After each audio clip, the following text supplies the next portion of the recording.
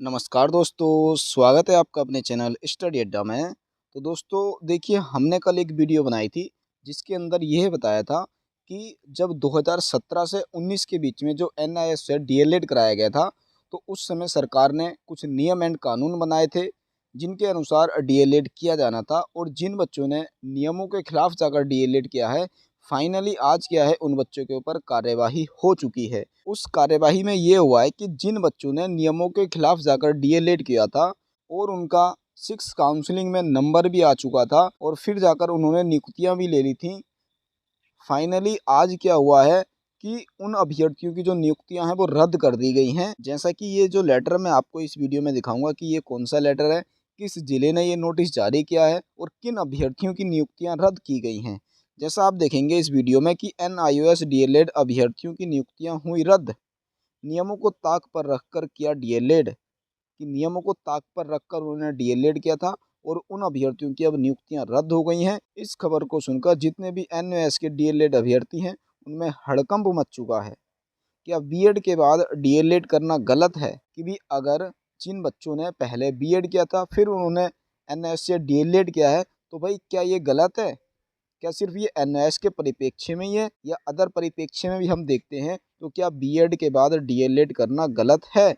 बाकी और हम देखेंगे क्या सरकार ने एनआईएस से डीएलएड कराते समय नहीं जारी किए थे नियम कानून, क्योंकि कल की हमारी वीडियो में बहुत सारे बच्चों के ये भी कमेंट आए थे कि सर जिस समय ये डीएलएड का नोटिफिकेशन जारी किया गया था उस समय ये नियम कानून नहीं थे, बच्चों ने एडमिशन ले लिए थे, तब जाकर उसके कुछ दिनों के बाद ये सारे के सारे नियम कानून आए हैं। तो बताओ हम कैसे कर सकते थे? तो ये सारी की सारी बातें हम इसी वीडियो में डिस्कस करने वाले हैं। वीडियो में अंत तक जरूर बने रहिएगा। तो स्टार्ट कर लेते हैं। तो देख लेते हैं कि किस जिले ने नियुक्तियां रद्द की हैं। जैसा कि आप देख रहे हैं, जिला शिक्षा अधिकारी प्रारंभिक शिक्षा उत्तरकाशी, दिनांक 11 जून 2025 यानी कि 11 जून की इसमें विषय विषय देखिए क्या लिखा है कि एनआईओएस डीएलएड से सेवारत प्रशिक्षण प्राप्त करने तथा प्रशिक्षण अवधि 2017-19 की अवधि से पूर्व अध्यापक पात्रता परीक्षा यानी कि टेट प्रथम उत्तीर्ण किए जाने के दृष्टिगत एवं तथ्य छुपाकर प्रशिक्षण प्राप्त करने के आधार पर परिवीक्षा काल अवधि में सेवा समाप्त किए जाने विषयक, यानी कि जिन बच्चों ने डीएलएड प्रशिक्षण लेते समय कुछ तथ्य छिपाकर डीएलएड किया था, तो उनके जो परिवीक्षा काल है उसी परिवीक्षा काल के अंतर्गत इनकी जो नियुक्ति है वो रद्द की जानी है। अब देखो यहाँ पर बहुत सारी चीज़ें लिखी हैं, मैं आपको सारी पढ़ के बताऊंगा तो बहुत ज़्यादा टाइम लग जाएगा। तो आप क्या कर सकते हैं ना, इसको पढ़ सकते हैं। मैं आपको सीधा विस्तार में यही समझा देता हूँ कि भाई इस लेटर में ये लिखा गया है, पहले बीएड कर लिया था, बीएड करने के बाद इन्होंने टेट फर्स्ट पास किया था और फिर उसके बाद इन्होंने क्या किया, 2017-19 में एनआईएस से डीएलएड कर लिया। परंतु उस समय जो एनआईएस से डीएलएड करने के नियम थे उसमें ये था कि अगर भाई किसी भी व्यक्ति ने बीएड किया हुआ है तो फिर वो डीएलएड नहीं करेगा।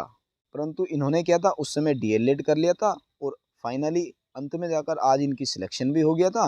परंतु हुआ क्या, जब इनके डॉक्यूमेंट्स की जांच की गई तो उसमें यह पाया गया कि इन्होंने एनआईएस डीएलएड करने से पहले बीएड किया हुआ था, जो कि नियमों के खिलाफ था, इसीलिए इनकी जो नियुक्ति है वो रद्द की जाती है। ठीक है, तो ये सारी की सारी चीज़ें इसमें लिखी हैं। अगर आप पढ़ना चाहते हैं तो इसको पढ़ सकते हैं। तो आप ये सारा पढ़ लेना। बाकी जो मेन था मैंने आपको बता दिया, यही इसमें मेन था। बाकी थोड़ा सा इसको और देख लेते हैं। इसमें लिखा है, अतः उल्लिखित बिंदु संख्या 1 से बिंदु संख्या 4 के क्रम से स्पष्ट है कि जिन अभ्यर्थियों द्वारा एनआईओएस डीएलएड प्रशिक्षण में प्रवेश किया गया है वह तत्समय किसी भी प्रकार से प्रशिक्षित नहीं थे। यानी कि साफ साफ कहा गया है वो प्रशिक्षित नहीं होने चाहिए थे, आप प्रशिक्षित होने चाहिए थे।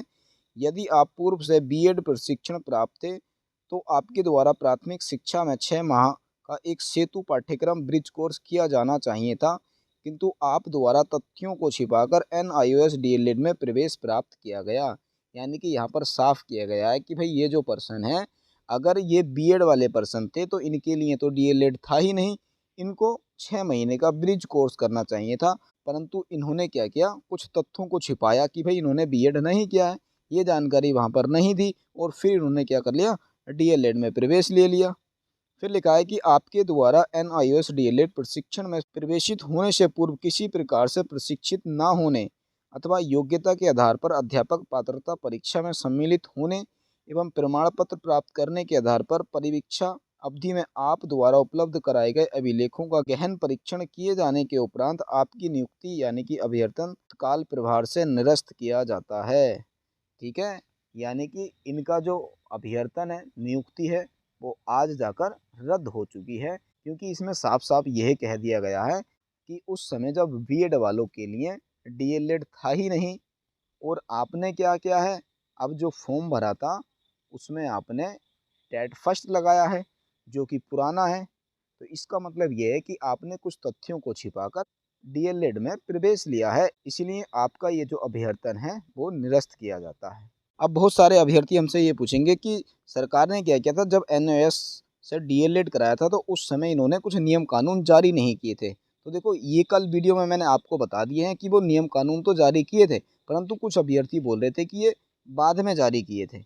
तो अब उस समय जो जारी किए थे, एक नोटिस मेरे को मिला है, मैं अभी आपको वो दिखा देता हूँ। ठीक है ना, पर उससे पहले हम बात कर लेते हैं, क्या बीएड के बाद डीएलएड करना गलत है? तो देखिए, एक्चुअल में क्या है ना, बीएड के बाद डीएलएड करना कोई गलत नहीं है, क्योंकि हर एक व्यक्ति इंडिपेंडेंट होता है, वो कोई सी भी पढ़ाई कर सकता है। परंतु जिस पढ़ाई के अंदर कुछ टर्म एंड कंडीशन होती हैं, तो उन टर्म एंड कंडीशन को पूरा करने के बाद ही वो पढ़ाई की जाती है। जैसे कि यहाँ पर एक टर्म एंड कंडीशन फिक्स कर दी थी कि भाई, ये जो NIOS या डीएलएड है, ये सिर्फ उन्हीं व्यक्तियों के लिए है जो अप्रशिक्षित हैं, और जिन्होंने बीएड किया है तो वो अप्रशिक्षित तो है नहीं।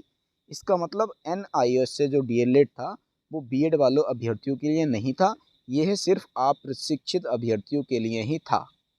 अब बच्चों का क्वेश्चन आता है कि भाई, ये नियम सरकार ने उस समय जारी नहीं किए थे, तो वो मैं आपको दिखा देता हूँ कि भाई उस समय जारी किए थे, परंतु आप उनके नियमों को समझ नहीं पाए। अब मैं आपको वही दिखा देता हूँ। तो जैसा कि आप ये एक फ़ोटो देख रहे हैं, मोदी जी का फ़ोटो लगा है, और ये क्या है भाई, जब एडमिशन हो रहे थे उसी समय का है ये।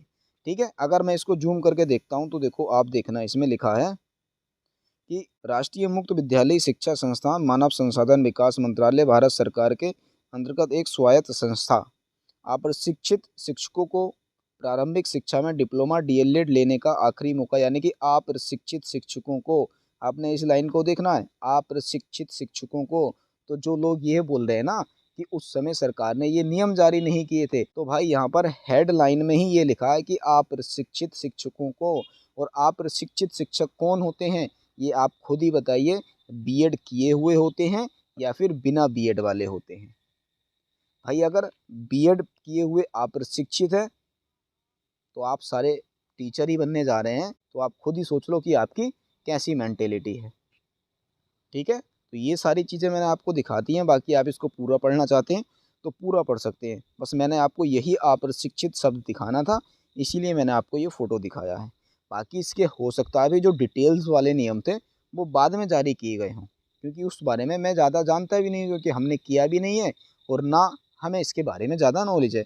परंतु जो नियमों के अकॉर्डिंग है, जो रूल और कानून हमारे सामने आ रहे हैं, हम उसी के अकॉर्डिंग ये बात कर रहे हैं। ठीक है, तो यहाँ पर अप्रशिक्षित शिक्षक लिखा हुआ है, तो इसका मतलब ये है कि भाई ये बीएड वालों के लिए तो था ही नहीं। तो जिन लोगों का ये डाउट था ना, वो बार बार पूछ रहे थे कि उस समय सरकार ने कोई नियम कानून जारी नहीं किए थे, तो भाई ये किए तो हैं, देखो तो ज़रा, समझो तो इनकी लैंग्वेज को। जब आपसे ये लैंग्वेज ही समझ में नहीं आ जब आपको ये लैंग्वेज ही समझ में नहीं आ रही है, तो आप क्या करोगे भाई? ठीक है फिर, बाकी अगर आप इसको पूरा पढ़ना चाहते हैं तो पढ़ सकते हैं। तो ठीक है फिर, बस अब इसमें जितने भी पॉइंट थे वो सारे के सारे हमने आपको बता दिए हैं। फिर भी अगर आपको कोई डाउट बचता है तो कमेंट बॉक्स में हमसे पूछ लीजिएगा, उसका आपको ज़रूर से ज़रूर रिप्लाई दिया जाएगा। बस मिलते हैं फिर अब बहुत ही जल्द एक नेक्स्ट वीडियो में, तब तक के लिए बेस्ट ऑफ लक।